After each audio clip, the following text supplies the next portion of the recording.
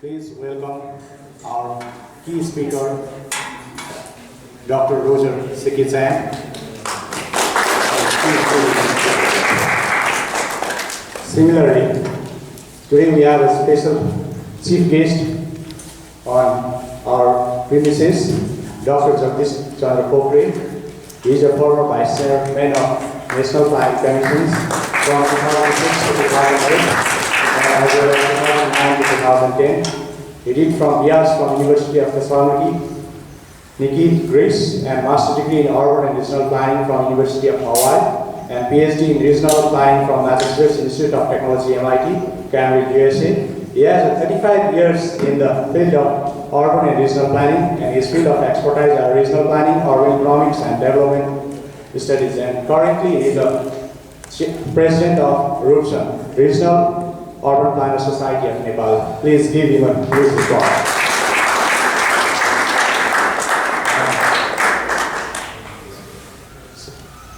So I want to start the program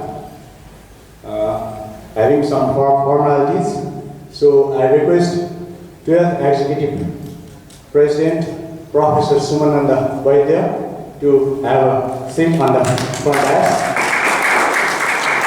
Similarly, Speaker Dr. Roger Shan on the desk.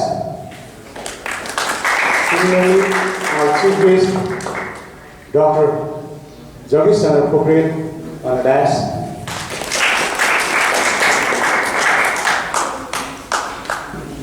So I welcome all the valued SONA members and 12 executives of Society of Nepal. We are welcome Dr. Roger Shan in the birthplace of Lord Buddha and on the roof of Mount Everest today in the premises of Taptali campus.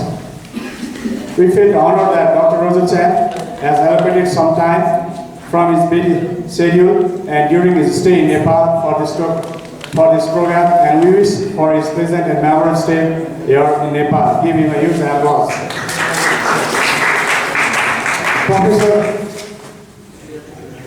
Professor Roger is a professionally chartered member of Royal Town Planning Institute. I want to give a brief introduction of him. He is a chairman of Hong Kong Geographical Associations. From 1991 to 2001, he is a member of International Board of Directors of Urban Asian Research Associations and also a member of editorial boards of SONA Review, Sustainable Development and Asian Geographer. Currently, he is Associate Professor of Urban Planning and Design of University of Hong Kong and first Associate Dean Research of the faculty from 2011 to 2016. And from yesterday I saw in the Google that his citation indices reflects that 1103 indices of his citations on his paper, and EH index is 19, I-10 index is 35. His field of expertise is urban planning and governance, urban agglomerations, cross-border landscape, cities competitiveness, and creative cities. Without taking much time, welcoming all the students of architectures, valued SONA members, and all the professionals, I request Dr. Roger Shan to start his presentations on Hong Kong typing Shan area conservations and gentrifications. So thank you very much for the society's very generous invitation so that I'm able to be in excellent company of very established profession and also young and aspiring professions from the discipline.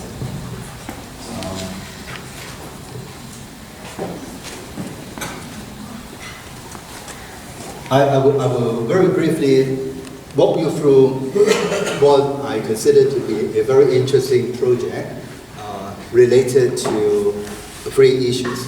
You'll probably notice that I have slightly modified my title of the presentation. I try to also take note of the changes and the transformation connected to gentrification and conservation, which is very important.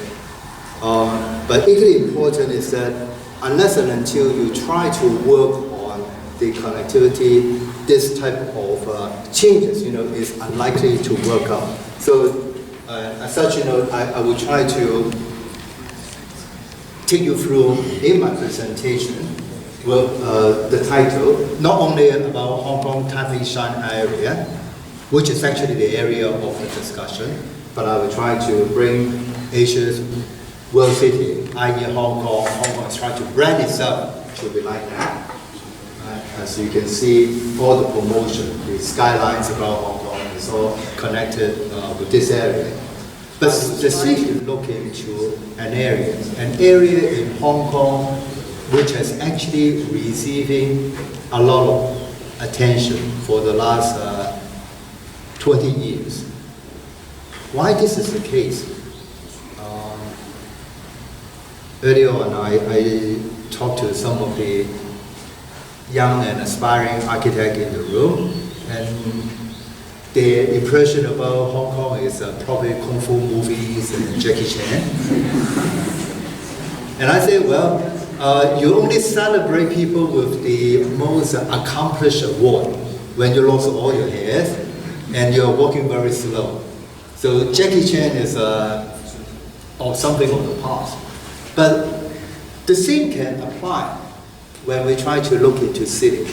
City development, urban development is going to be an ongoing discourse, whereby at some stage, you have to think in terms of under very rapid development, how are we going to deal with conservation, some of the built heritage that we consider to be very good, very fine examples of the years gone by.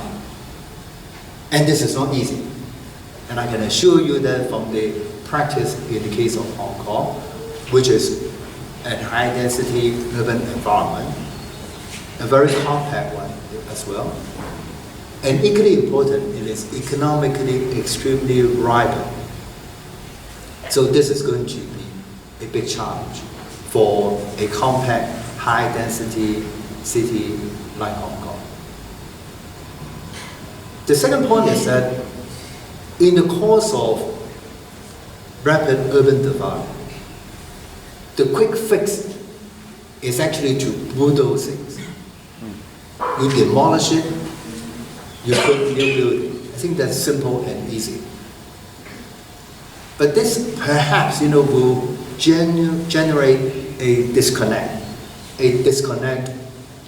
of the historical past into the historical future.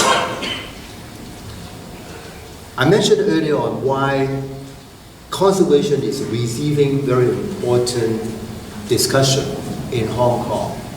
It's because 2017 is going to be the year we celebrate joining China after 1997. Now, a lot of things has happened. We used to be a British colony for over 150 years, but for the last 20 years, since Hong Kong joined the motherland, there has been a lot of soul searching. Soul searching leading to an identity. Identity of the people in Hong Kong, born and raised, and how are we going to connect with the colonial past. And I think this is going to be a very significant changes. Right. So it is against this context, I'm trying to walk you through a historical part, older part of Hong Kong. But architecturally speaking, it is important. It is equally important. It's not only the physical layout of the building itself.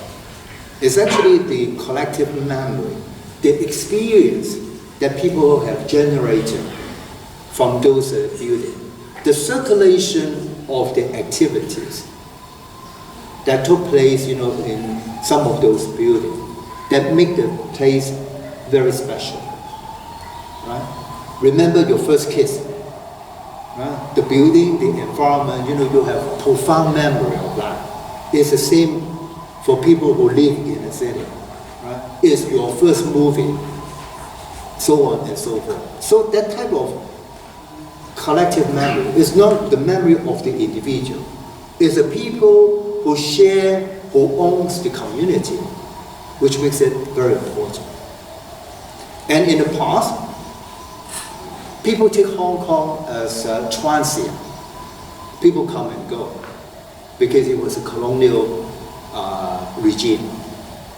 But after 1997, people start to build up an ownership of the place itself. Now, this is good, but this is equally challenging because in the course of the development, we bulldoze so many historical buildings. No one questions us. Because your community doesn't come with a responsibility to keep the heritage. But more recently, the identity of the local people, the rise of the civil society, makes it very, very important, very significant to think about it.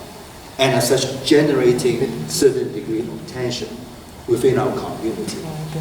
And this is what I'm trying to share with you, some of the cases that we have experienced, in the past. Right. So I probably will skip the background. Essentially, we all know very well that some point in 2006, 2007, when the first peasants from rural China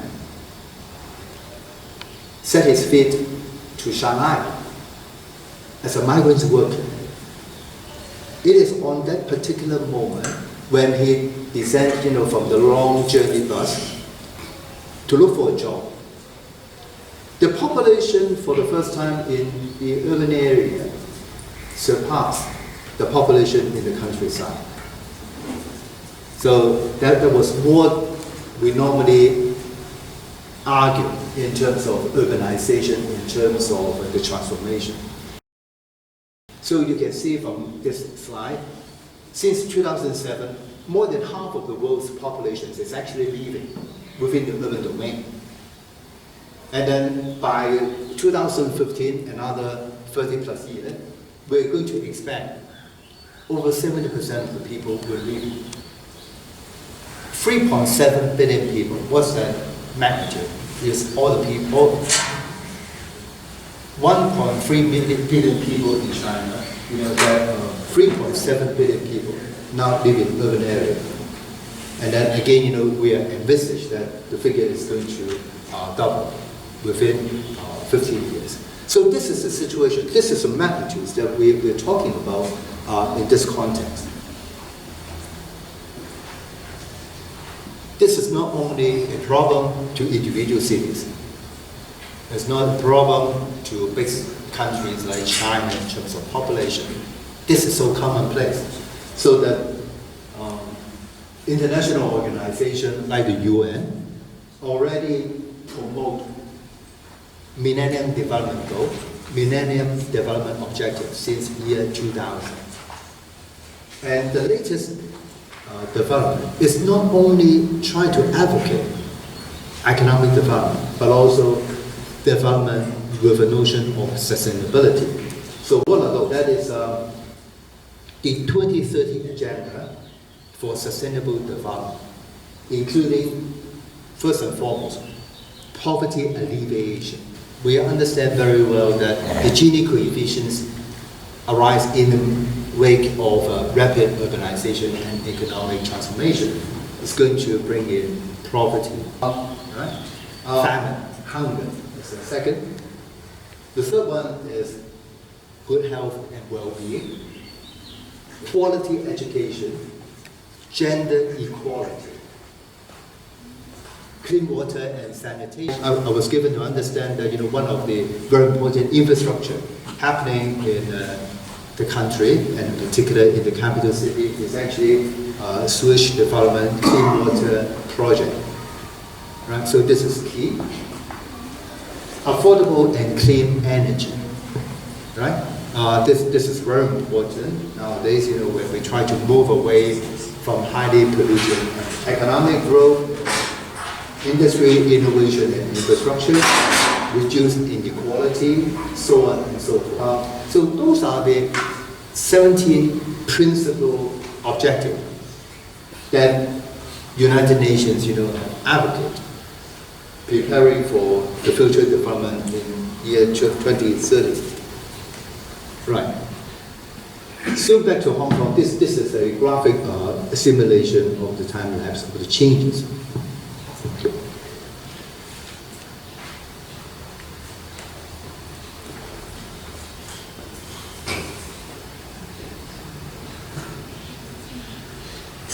Now, Hong Kong is a very, very unique place.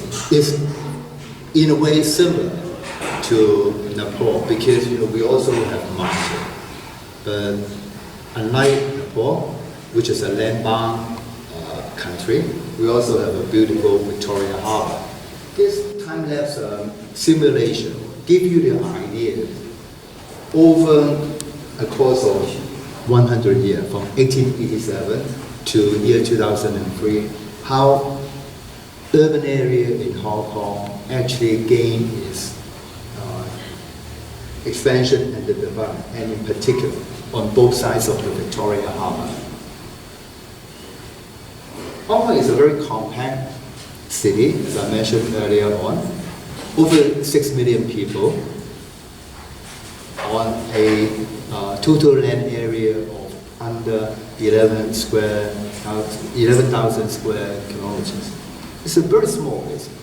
But more importantly is that we only confine our build-up activities along the Victoria Harbour. 23% of the land in Hong Kong is actually built area only. So you can see, this is super compact, very, very high density.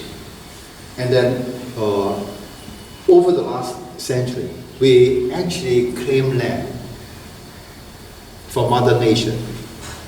We just fill up the Victoria Harbour up to a point until very recently, and that was the situation.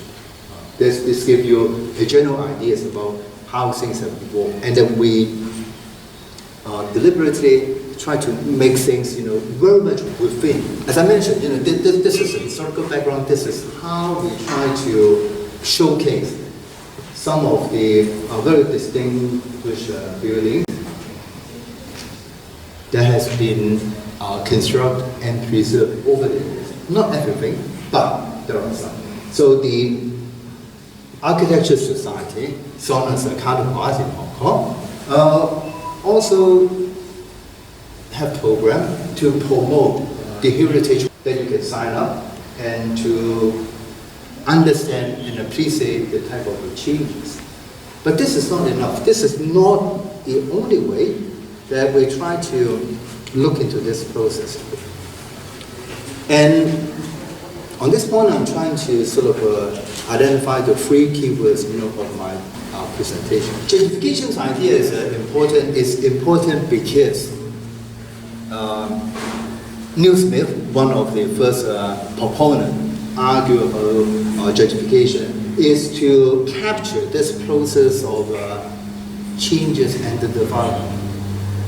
This is very much connected and informed by economic decision. Why? Because we all understand from Economics 101 that the value of land is very much informed by the activities that is going to happen. But for various reasons, the potential value of the land might not necessarily be fully articulated. And as such, there's going to be the notion of rent gap. Who is able to realize the potential of the land value is actually one of the key discourse Neil Smith and his colleagues is trying to unfold. And from experience, he talked about how gentrification is at work and how rent gap itself. As I mentioned, and I quote Neil's definition, the actual capitalized ground rent, which is the land value of a land parcel, given its present use and the potential rent that might gain under a higher embedded use. Right? So this is how Neil tried to define the rent gap. That is to say, the potential versus the actual realized one. There's often a kind of a disparity between the two. And then here I try to use a picture of Hong Kong about tenement housing, which is actually in the Wan Chai area, to illustrate the type of change. So we have the notions of rent gap as a concept. We have tried to argue that gentrification is a process whereby it's not only one particular land parcel, but collectively how the realization of the potential land value is able to transform a neighborhood, a community. But this can only be possible. The realization of the potential land value, the realization of the rent gap, to trigger off the gentrification process can only be possible, at least in the case of Hong Kong, by talking about connectivity. If you're not well connected, you're off the game. I think this is very simple, in particular in a very high density urban environment. Here we have a very, very interesting situation. Remember I mentioned to you that Hong Kong is a very compact urban environment. Only 23% of the land are actually put to residential, commercial, and other usage. This is particularly the case in Hong Kong. But when it all started in 1993, the whole idea was to move people from the mid-level to the central area. Why? Because we would like to discourage people to use car, to use their automobile. So if we're going to hopefully build an escalator which is able to move people around, then it will reduce the propensity of the people to use their vehicles. Now, whether or not this is going to be the case, we can have some discussion later on. But the central and the mid-level escalator is a walkway system. It's a walkway system, according to the Guinness Book of Records, the longest outdoor covered escalator system in the world.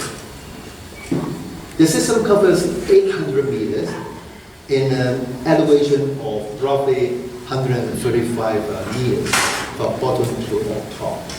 It's not too much. To the top, there is actually the middle class or mid-level area, whereby is essentially residential area. And moving down to the coastal area is the CBD.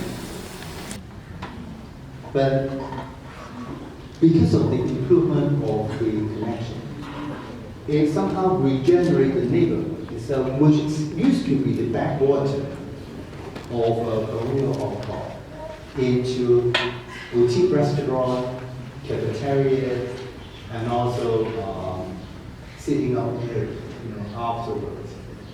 It provides an opportunity for the people to appreciate the Victoria Harbour and also the landscape from a different perspective. So this gives you some idea. It's a one-way street. You can either go up or come down. In the morning, it helps the people from the mid-levels to come down to work. But after 10:30 in the morning, it became the reverse. That you allow people just to walk up area. Equally interesting is that this is a very unique system, and it attracts a lot of creative industry, movies. Say for example, 2008, the Batman series of The Dark Knight was actually on location there. So that was one of the few unintended consequences, but that made extremely good place marketing for Hong Kong.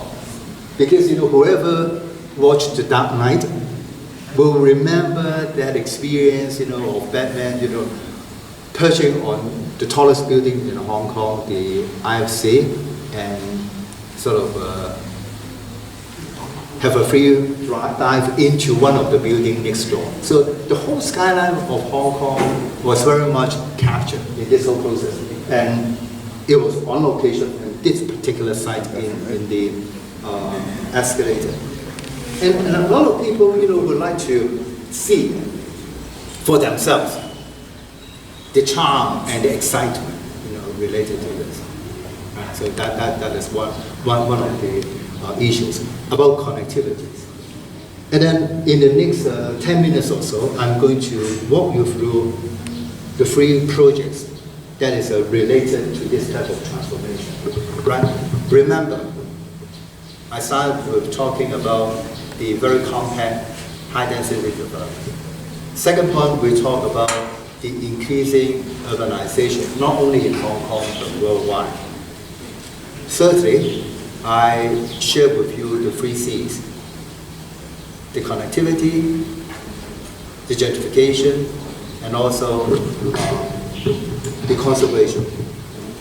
And this is the alignment of the escalator and the 3 projects: the Central Police Station, the Married Police headquarters, and also the Central Market. And this is all actually very much related to the daily life. Remember, I also mentioned about collective memory, right? Your first kiss, your first time to movie, or your first ice cream. Central Market is a place whereby we put all the poultry, fish activity, selling and buying under one roof. Because in the central business district, it will be very difficult for you to allow hawker to move around. So that was the first time in the 1930s that we put everything under the same roof. But concrete, I don't know whether or not we have structural engineering in the room. Got a time span roughly about 60, 70 years. After that, the steel inside will start to corrode. The expansion will undermine the quality of the building. So this is something that we need to deal with. But architects will come up very strongly by saying that, gee, this is a Bauhaus style of architecture. We need to preserve it. We need to keep it. Right? So that is the dilemma, number 1. This is, if I may say so, put a dollar sign into this whole process, because this is marketplace. All right? And what about the other 2? Central Police Station compound. Now this is related to governance.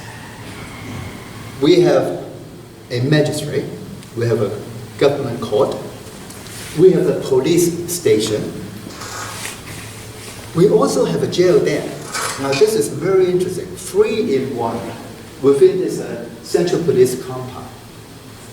So that signifies a process of the then law and order administration. Now, probably no one will have the pleasure to spend the night in a prisoner cell. But this is actually very important as well, isn't it? Because, it allows law and order to be effectively promoted. So that was the magistrate, whereby criminals are being tried. There is a police station who is going to take care of the law and order. And then there is also a prison simultaneously. And there was actually a very elaborated network underneath, so that when you move the prisoner for trial, that will be of minimal risk. Okay? So that was a very creative, very ingenious way back in the colonial period of time in terms of maintaining law and order. So that structure itself, is again very important. Lastly, this is the married police quarters, for the people. So you see, everything is so closely connected together. And then back then, when you work for the police force, you will be provided dwellings. You will provide quarters. Okay? So This is also important. But more important is before that quarters, for the policemen is being constructed, there was a site of a college, of a school. Now this is often the case. Every day people will have traffic accidents. Every day, you will have a plane delay, or more recently, the United Airways incidents. I'm not sure whether or not this has been reported here, that overbooking, people are being forced to be evicted from the plane. Now there's nothing very extraordinary. But this is extraordinary because that particular school, that was the school where the founder of the Republican China, Dr. Shan attended. Right, so that was actually very significant. When the Married Quarters was further excavated, people start to realize that, this was actually the site where the founding fathers of New China went to school. So that makes it very, very different. It's not just an ordinary people studying in an ordinary school.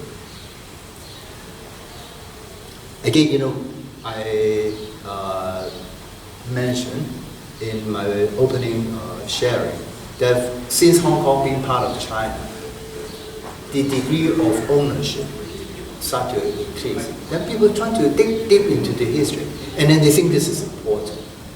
And as such, that the government actually spent a lot of effort trying to preserve it. So all these three projects, the dollar sign, i.e. the market, the law and order, and also the collective memory, somehow works together in this whole process of the connectivity. But for the fact of the escalator project itself, people will pay no attention because this will be less accessible. But because of the escalator, because of the unintended result, right? Remember I mentioned that initially it was trying to encourage people to move from the mid-levels to walk to work. It didn't deliver. In that sense, it was a project that is not able to achieve it. But the unintended consequences, including place marketing, branding, movie on location, and also bring people to the historical parts of Hong Kong where hitherto they have no experience. And I think this is important. All right, so in the next 5 minutes, I'm just trying to share with you these issues. Right? So that was the market. Put everything inside the same room. Concrete building, Bauhaus construction. Simplicity, functionality is the name of the game. But the problem with concrete is that if you try to sell goods, which involve either salt water or water, fresh water, it attracts the potential of corrosion.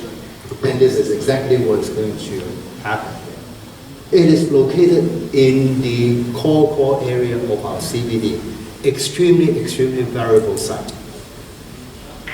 But the government decided to preserve it and come up with various competition design for it. But it dragged on for the last 12 years. The latest we heard of is that the government runs out of budget. It has competition, you have various proposals. When it tries to start really working on it, they run out of budget. So what are you going to do? So we're back to square one, we're back to the drawing board for more simplistic options on this project itself. Various proposals that has been argued in the course of the event, so I think that is the dilemma.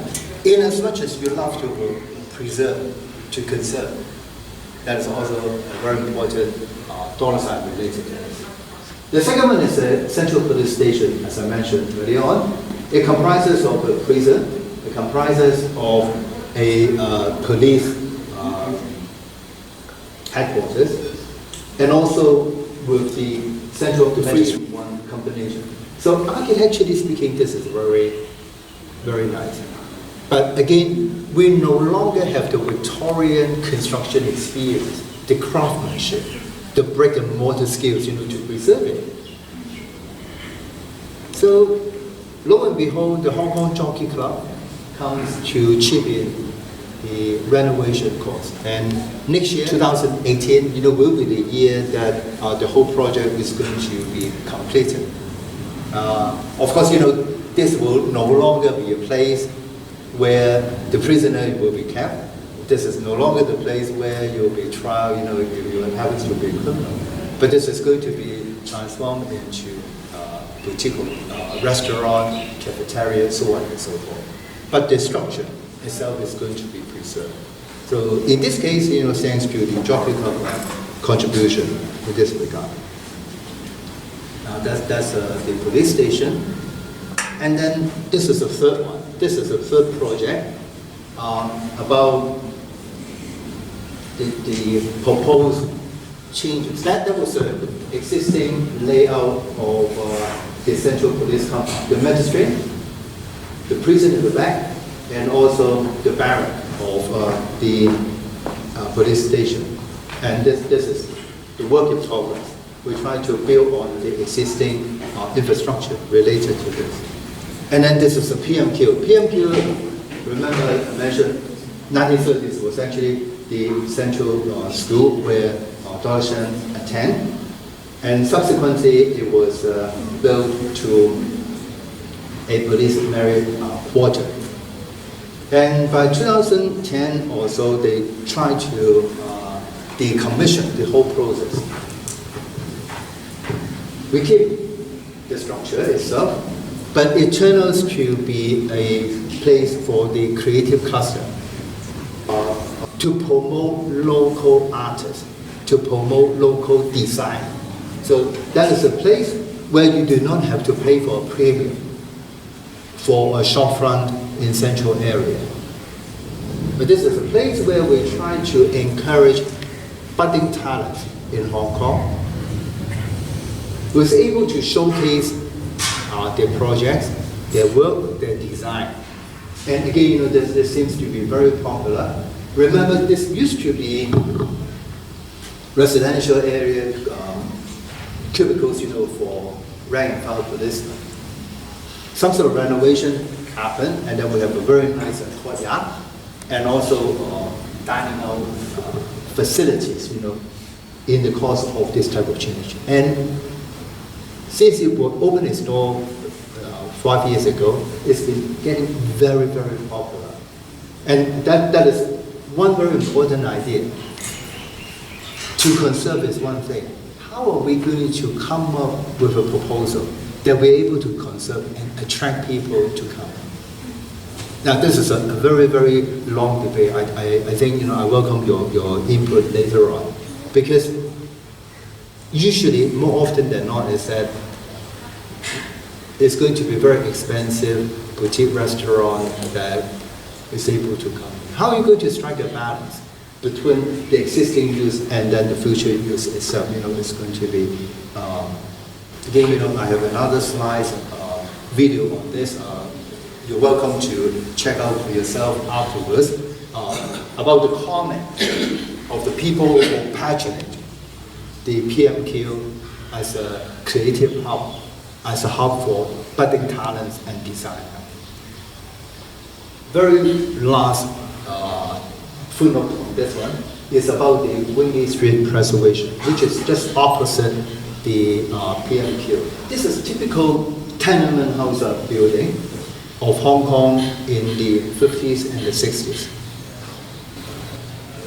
If you can see at the backdrop, this is going to be 40-story high residential building, which is so commonplace in Hong Kong. Every other day, there's going to be this tenement house building being knocked down, and another 12 months later, you have a super high story. A movie back in 2010 was on location on this site, entitled The Echo of the Rainbow. Unlike the Batman serial, which is so exciting, so international, right? It's actually talking about a husband and a wife, a couple, who worked their regular routine as a cobbler back in 1960s. But the movies, rekindle the collective memories of the whole Hong Kong. That, oh yes, of course, once upon a time, there was this platform that kids after school can come down and play. You don't have to worry about traffic because there's only pedestrian. It was built on a terrace. And then mommy can shout out from the balcony by saying that, hey, this is already dinner is served, come back. So then the kids will return. There is a very small community spirit being nurtured under this type of environment. 4-story high, you don't need escalator. On a hot summer day, because this is very close to the harbor, the circulation makes it very, very relaxing.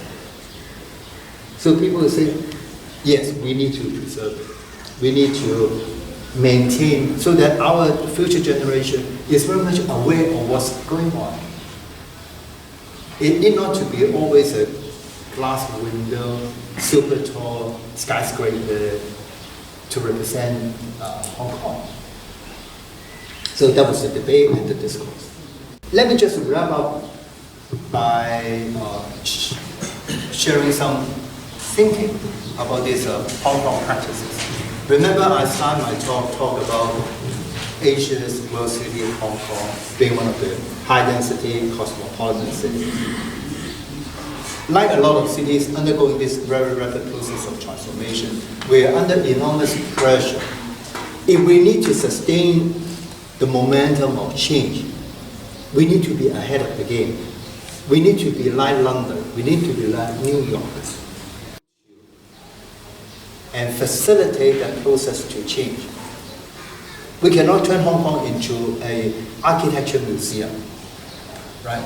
You have to facilitate. So, first one is about connectivity. We build, we construct the escalator. And the unintended consequences is to bring different pockets of the community hitherto kind of a disjuncted, disconnected together. Place branding because of this, and bring out the free component, the wet market, the police station, and also the Marriott quarters into this process. So Parkinson's argued that in this whole process of rapid urbanization, it is important that cities has to be public. It has to have ownership, the full citizenship for the user. It's not only for visitors. It's not only for tourists. There must be a place that local dwellers should share that experience. Right? So I think this is the point. It shouldn't be the Disney park is only a positioning for international business. It is also important that the government should also maintain a distinction between the town and the town, between the urban and then of the rural, in preserving this whole process of resources. Right, so I think that this is very interesting. I was having this opportunity to site visit some of the nearby township, and I captured this slogan: empowering the people, using local resource, and rebuild our community. And that was in the aftermath of the 2015 earthquake. That one was a construction near Barbican, London, and you can see the architect and also the engineer painstakingly try to preserve the facade for building a new residential building. So I would like to ask, in particular the younger generation, how much will we adhere to that value itself? We all understand to demolish the facade to build from scratch is less expensive and probably more in line with your creative design. If your professors invite you to work on a project, then you need to preserve the Victorian facade. but put into 21st century facilities into a building in the heart of in central London. I think this is going to be a very challenging project, right? But they're working on it as well, right? So that gives us to the final slides of my business. When we try to promote world development, when we try to facilitate transformation, which all embrace, how are we going to think critically in this whole process? How sustainability is going to be at work? And in my connectivity, gentrification, and also conservation discourse about Hong Kong, Taiping San area, I try to identify the agency. You need an agency, not necessarily a government agency. In the case of Hong Kong, it's a Hong Kong Jockey Club, it's an urban renewal authority, but simultaneously independent of that of the government. Second point is that the engagement of the civil society. All the project, the market, the PMQ, and also the Wingley Street project has very, very lengthy process of engagement to talk to the community, to talk to the people. We have various competitions, design, and talk to the stakeholders about the potential use. This is never easy, but this is going to be very important. It's easy just to bulldoze a building and then turn out something new. But it's much more challenging, as we have seen earlier on in some of the examples on this particular case. So civic participation is going to be important. But how and in what way that stakeholder process is going to work out to balance the economic gains vis-a-vis the historical merit of the city itself, is going to be a challenge. So last but not the least, this is always this process of public policy formulation should be, on the one hand, inclusive, but simultaneously discursive in terms of decision making. And I think this is going to be one of the biggest challenges facing architects, planners, all of us in the room who will within the realm of a built environment. And I would like to finish my presentation here. Thank you very much.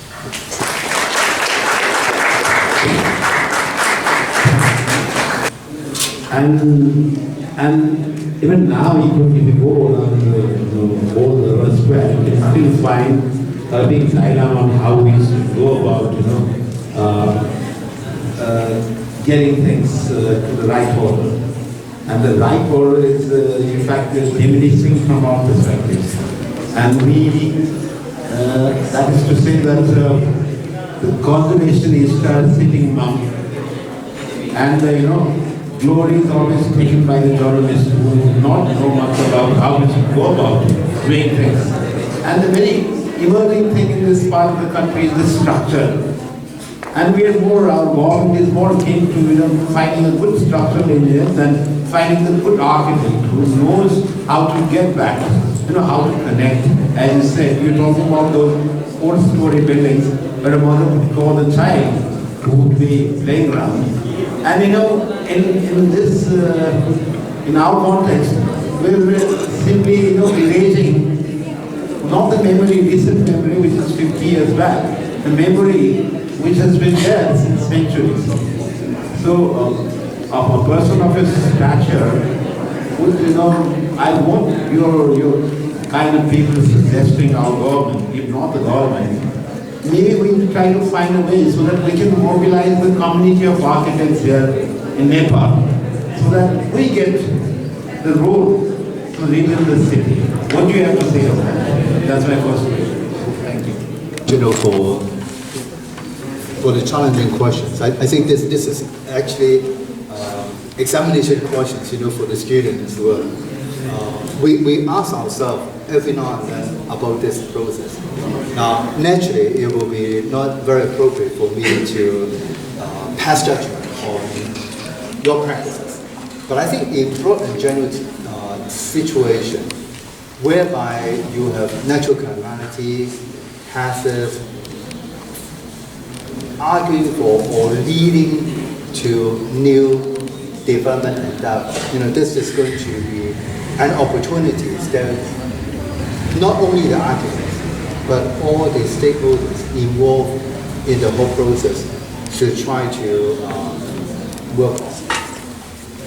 This has to be, I will argue, specific to the circumstances. If I may refer back to my Hong Kong experience, when Hong Kong built the mass transit back in the 1970s, early 1970s, we used a very, very crude method to resume land for Nepal. If this is going to happen now in 2017, this is not going to work. But back in 1970s, we used open cast excavation to prepare the track. Well, that's extremely disturbing, noisy, upsetting the operation of the business. Imagine you have a shopfront leading to all your consumers, all your customers. But all of a sudden, you're being barricaded because of the construction. It's not only 1 week, it's not only 1 month, but it's only lasts for 3 years. So this is going to be enormous objections, from people. So I'm trying to share with you that it's circumstances defined. What operated in 1970s in Hong Kong for the mass transit will not be a formula for what we're going to work for infrastructure project in Hong Kong in 2017. So that is the first point. The second point is, I probably is a true believer of public engagement. The ownership of the discourse is very important. In as much as you have brilliant ideas, you have the state-of-the-art designs. If you're not able to effectively communicate to your audience, to your respondents, I don't think we're doing our job properly. But that requires an environment that people can sit down and share their experience. Right? This is not going to be something that can have a quick fix. I was in Boston 2 weeks back. I checked out Eric Gordon in Emerson College, which is a small but a very important liberal arts college. What Eric and his colleagues are working on for the last 10 years or so is on gaming the city. Now, if you type in Eric Gordon, gaming the city on the internet to do a Google search, you'll find his work. The whole notion is that public engagement nowadays cannot be just the conventional practices of a town hall meeting. So you need to make sure that people will, in particular, what we call this digital generations, of 2010. Now, every one of you have a cell phone. Every one of you are connected to the internet and capable and able to download information much more better than your parents' generation. So how are we going to take advantage? How are we going to capitalize on this technological advancement to inform our decision making? So that is perhaps one of the considerations that I would like to sort of share with you. So going back to your remarks, yes, this is going to be critical. You have perhaps a good idea, but that good idea needs to be shared, be communicated, and also be owned by the people likely to be affected. And I think this is not easy, but this is now increasingly critical. Because even when people have no ownership in the project, in particular, in this case, about the restoration, there are things, that are so poorly damaged beyond any redemption. Right? So you have no choice but to change it. the last and final point is about the economics arising from it. The finance and the budgeting is going to be crucial. We all understand that to preserve building is a very, very expensive discourse. In the eyes of the architect, in the eyes of the designer, this is priceless, this is important. But if you're going to talk about, in particular in the light of the Sustainable Millennium Development Goal, equity, fairness, poverty alleviation is going to be equally important to an ordinary person industry.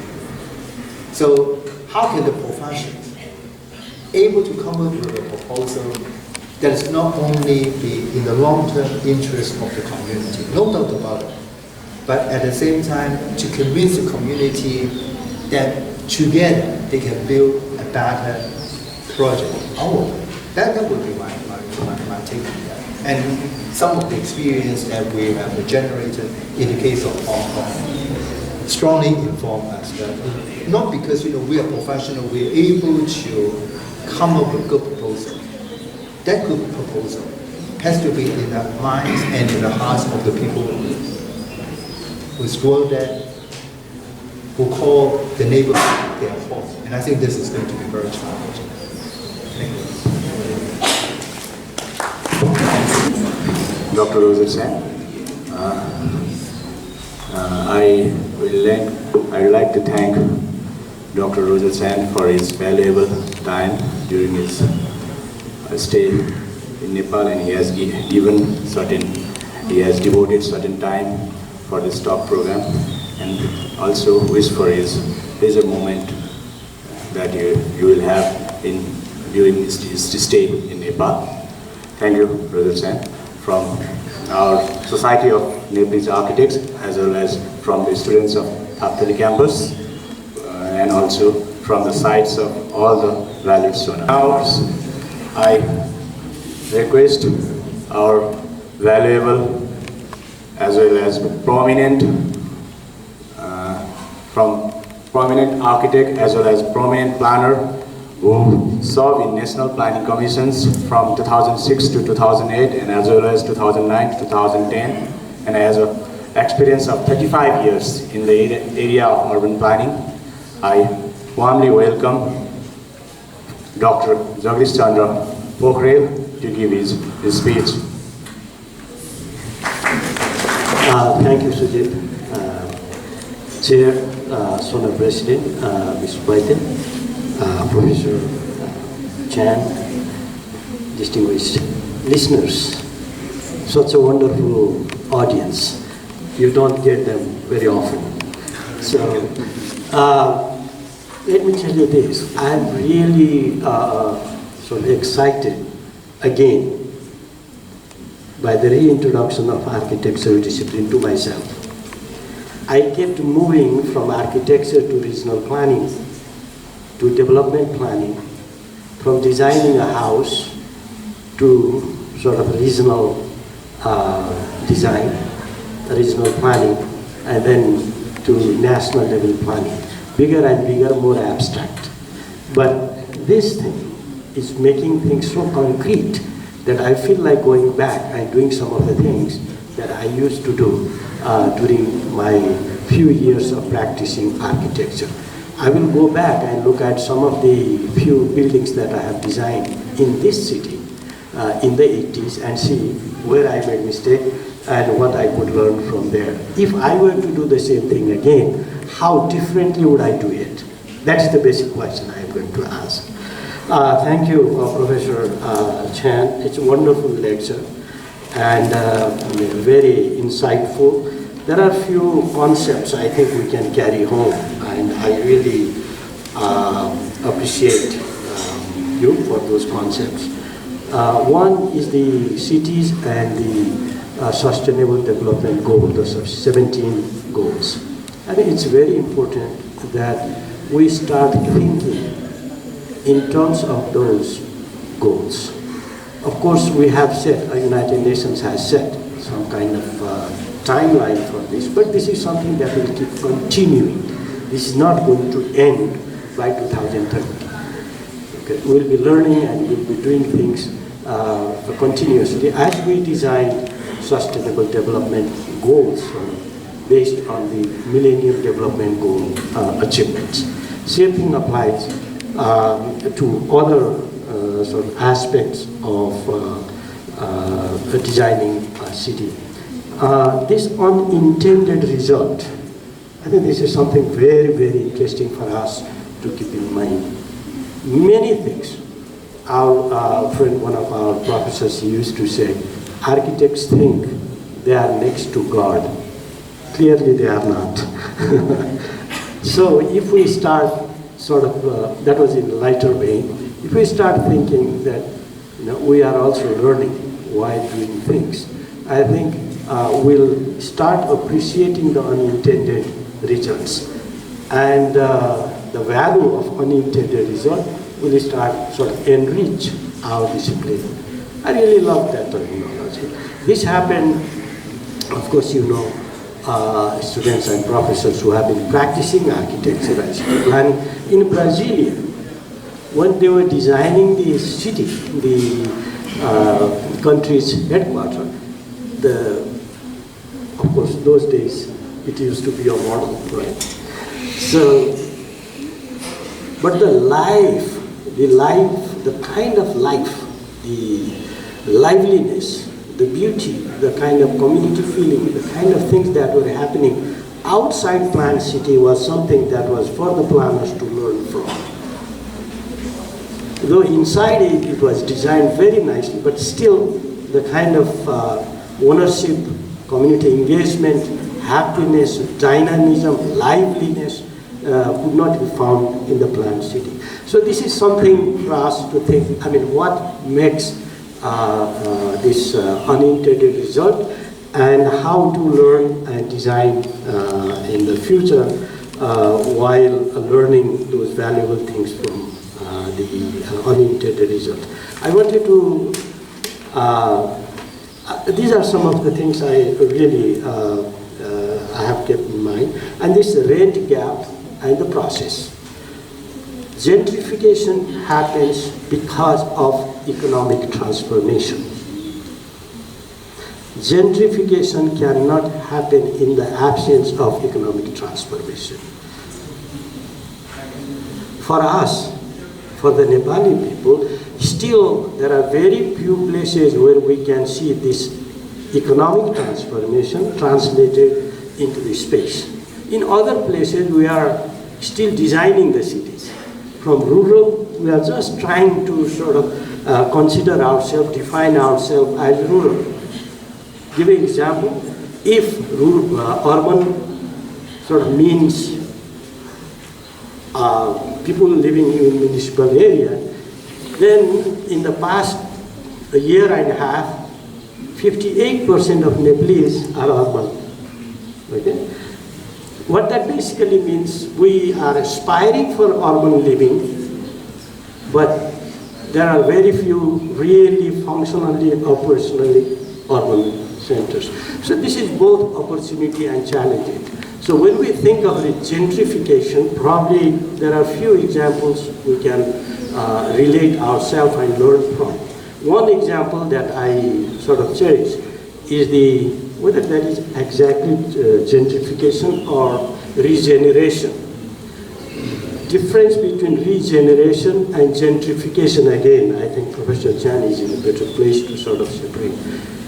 But there have been some gentrifications after regeneration. Okay. Like Bandipur of Tanaw. I don't know how many of you had the opportunity to visit it. It's one example.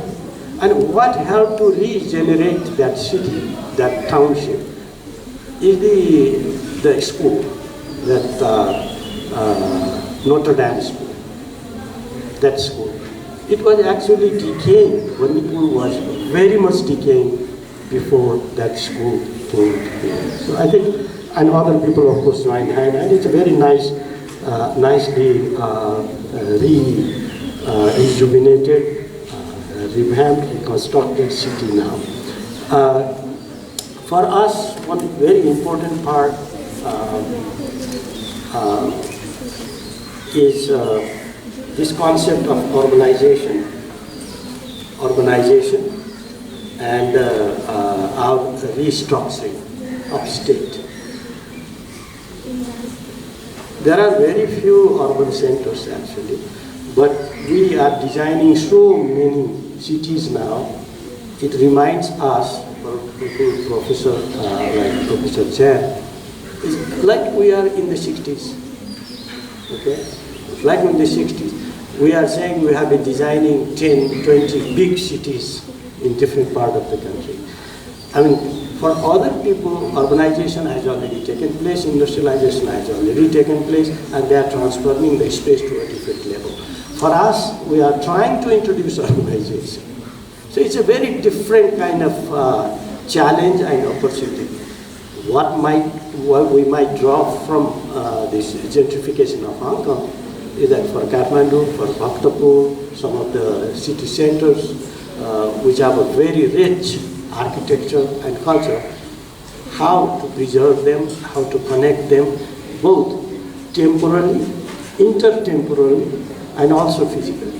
But this is one opportunity, and of course there are many opportunities for us to sort of think about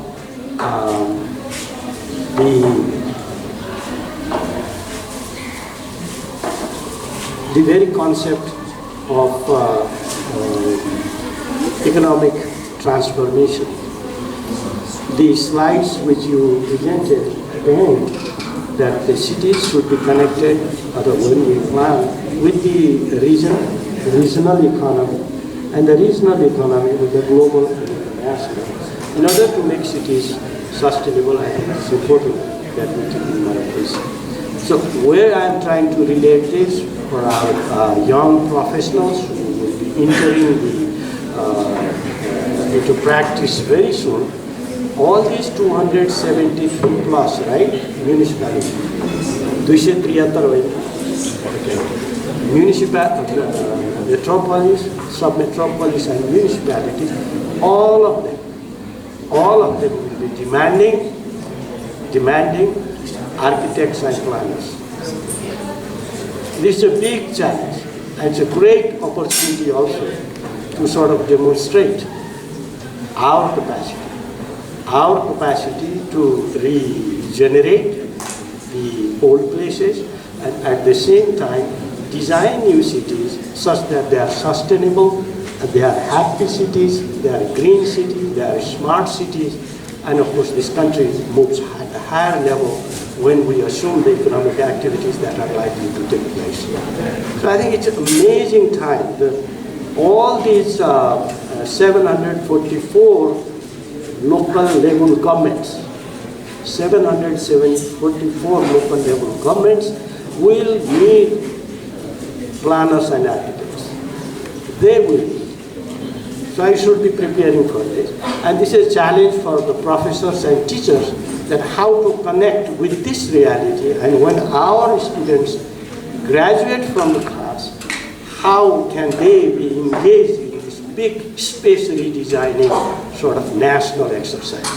This is a big movement that is going on. I'm very much confident that in the next 10, 15 years' time, the space of this country is going to transform in an unimaginable form. And the architects and planners and others will have a big role to play. And we'll have to assert and get it. Nobody is going to come to us and say, okay, please do this to me. We'll have to tell them. Some of the concepts that Professor Shan just mentioned, some of our politicians and political leaders who will become mayors, deputy mayors, and board members might not have even heard at all. They did not have chance to sit in this kind of lecture. So here comes a big challenge for us in the academia, in professional organizations like SONA, SONA, etc., that we engage in educating, in communicating with this political leadership that is going to take over 744 governments in this country. Remember this. there will be 744 ministers, I mean chief ministers. That does not mean provincial, municipal or village. It means they have the cabinet, they have the right to execute, they have the right to make law. In that sense, they are government.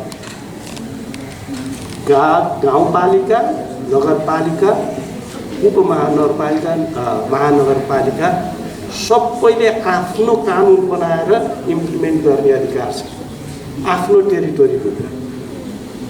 यो भनेको ठुलो change हो।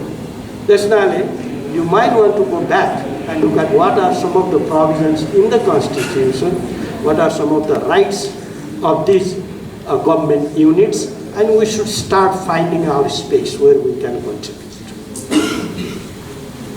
Okay? And this kind of lessons, knowledge exchanges, communication, partnership with academic institutions like Hong Kong University and others are going to be of immense value for all of us. I think we are at this very interesting transformation stage, and we should keep on doing this kind of exchange activities. And I should thank SONA for taking up this leadership. We should continue it. I was wishing some of our professors also, of course I can see some professors, some policy makers, those who are intending to become mayors, deputy mayors and board members of municipalities, they need this kind of education.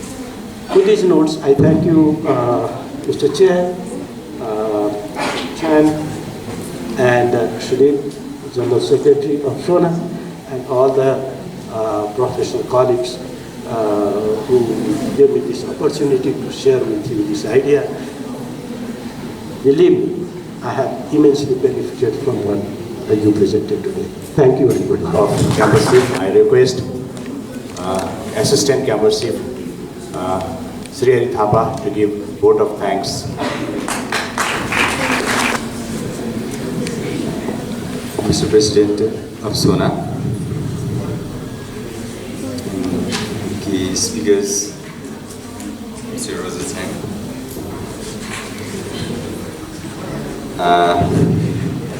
Chief Guest Dr. Jagdish Pokhrel, and dear listeners. सबैभन्दा पहिले यहाँहरु सबैलाई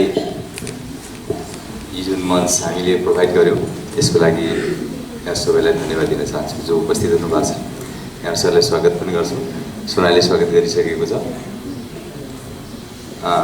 यही क्रममा यहाँ जुन किसिमको subject आएको छ यो मेरो लागि चाहिँ नयाँ हो। यसमा केही टपिक्सहरु छ जस्तो हङकङ, ताइफिङसाङ एरियाज, कन्जर्भेसन एन्ड जेन्ट्रिफिकेसन्स। यो सब्जेक्टमा जुन किसिमको डिस्कसन्सहरु भएको छ एन्ड सँगसँगै मिस्टर चाङले जुन किसिमको भ्यालुएबल पावरफुल मेसेजहरु यो कन्भे गर्नुभयो, यसले गर्दाखेरि पोसिबली हाम्रो लागि पनि काम गर्छ होला। तर कन्जर्भेसनको कुरा गर्दा नेपालको कन्टेक्स्टमा अलिकति डिफरेन्ट वेहरुमा जानुपर्ने हामीले पाएका छौं। कन्जर्भेसन्समा नेपालको कन्टेक्स्ट अलिकति फरक छ। हामी एकदम कन्जस्टेड वेमा छौं। कन्जर्भेसनको कुराहरु गर्दा हाम्रो सोचाइ पनि अलिकति ट्रेडिसनल वेमा पनि गइरहेको छ। ट्रेडिसनल सँगसँगै मोडर्नाइज हुँदाखेरि कता कता कम्प्लेक्स फर्महरु क्रिएट भएको देखिन्छ। यसैले गर्दाखेरि हामीले यो धेरै कुराहरु चाहिँ मिक्स भएको देखिएको ठाउँमा हामी अलिकति अलि बढी नै मेहनत गर्नुपर्ने होला। कन्जर्भेसन्सको कुराहरुमा नेपालको जुन ट्रेडिसनल सिटीजहरुलाई प्रमोट गर्नलाई त्यो गर्नुपर्ने देखिएको होला। यही क्रममा अब जुन किसिमको भ्यालुएबल मेसेजहरु यहाँ कन्भे भयो, यो मेसेज कन्भे गर्ने I would like to thank mister Rojang Chang for your valuable message to this talk programme. सँगसँगै जगदीश सरले भन्नुभएको जस्तै धेरै कुराहरु यहाँ हामीसँग आएको छ। जेन्डरको कुराहरु, जेन्ट्रिफिकेसनका कुराहरु र इकोनोमिक सोसियल एस्पेक्टका कुराहरू कल्चर्सका कुराहरू यो कुराहरूले पनि हामीलाई केही कुराहरू चाहिँ सोच्नु बाध्य बनाएको छ हामी कुन लेभलसम्म काम गरिरहेका छौँ हाम्रो लेभल पनि हामीले एउटा चाहिँ मेन्टेन गर्नुपर्ने जस्तो हाम्रो लेभल पनि कति हो भन्ने कुरा हामीले आफूलाई मेजर पनि गर्नुपर्छ र हामी कुन लेभलबाट काम गर्दैछौँ भन्ने कुरा पनि थाहा पाउनुपर्छ त्यो थाहा नहुँदाको अवस्थामा हामी जुन लेभलबाट एकैचोटि माथिल्लो लेभलमा गएर काम गर्दाखेरिको अवस्था पनि सम्भवतः अलिकति म्याच नगरेको पनि हुनसक्दछ यसले गर्दाखेरि आफ्नो धरातल हामीले छान्नुपर्छ र त्यसैको आधारमा हामीले अगाडि बढ्नुपर्ने देखिन्छ यही क्रममा यहाँ जो उपस्थित हुनुभएको छ सबैलाई उपस्थितिको लागि धन्यवाद दिँदै यो जुन प्रोग्राम छ यो प्रोग्रामबाट यहाँहरूले जुन किसिमको बेनिफिट लिनुभएको छ त्यो प्रोग्रामबाट बेनिफिट्सबाट यहाँले अझ बढी भविष्यमा राम्रो काम गर्न सक्नुहुनेछ भन्ने आशा राख्दै यहाँ सबैलाई उपस्थितिको लागि धन्यवाद दिन चाहन्छु Once again, thank you, Sri Hari Thapa, Assistant Campus Chief of Untitled Campus. I want to convey certain informations regarding SONA that we are trying to continue this Architect Speaks episodes to all the architectural schools of Nepal and have a MOU with all the engineering colleges where the architecture is running, so that process will continue and raise the architectural issues and find resolutions and given to the concerned organizations and institutions, so that these discussions will give a fruitful way forward for finding of new solutions. Thank you. And now our program is Certificate of Appreciation Distributions. I request our Chairman, Society of Nepalese Architects, Professor Sumananda Vaidya, to give a certificate of appreciations to our key speaker, Professors Roger Shan.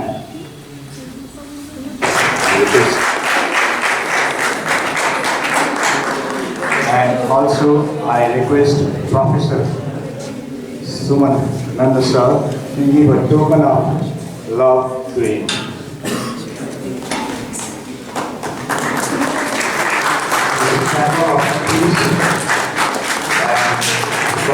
We are on the land of birthplace of Lord Buddha. And also I request Professor Sumananda Vaidya to give token of appreciation to our valuable teachers, Johnson and Corbett. Thank you, sir, for providing us your valuable time. And at last, I want to thank to all the participants who given their time, who make this event successful by having a talk with Dr. Roger Shan and making this program a successful. Please give him a big applause. And also I personally thank to architects Rakesh, architect Suyog, architect Suraj, architect Arjun Bosmith, and also our SONA Secretary Pardip and Amol for their generous support to make this program a successful events. And finally, I request our President, Professor Sumananda Vaidya, to give his vote of thanks and close this ceremony. And thank you, all of you. Good afternoon. We are almost come to the closing of this program. So before closing this program, let me thank our main speaker, Professor Roger Shan, for his valuable and wonderful talk program regarding the conservation, then your connectivity like that about the Hong Kong city center.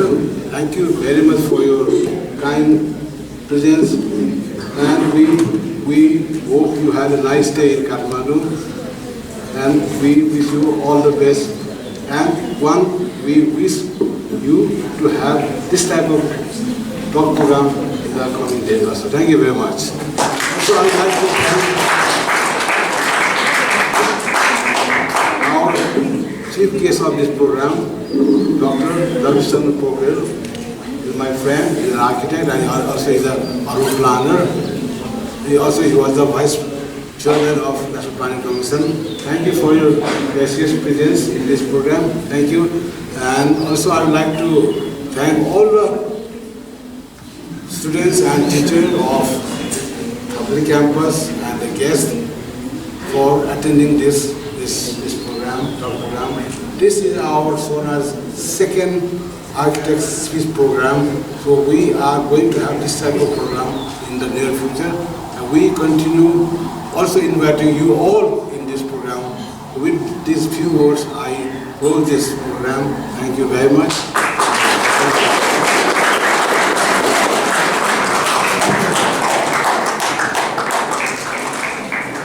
We have a group photo. Okay. So.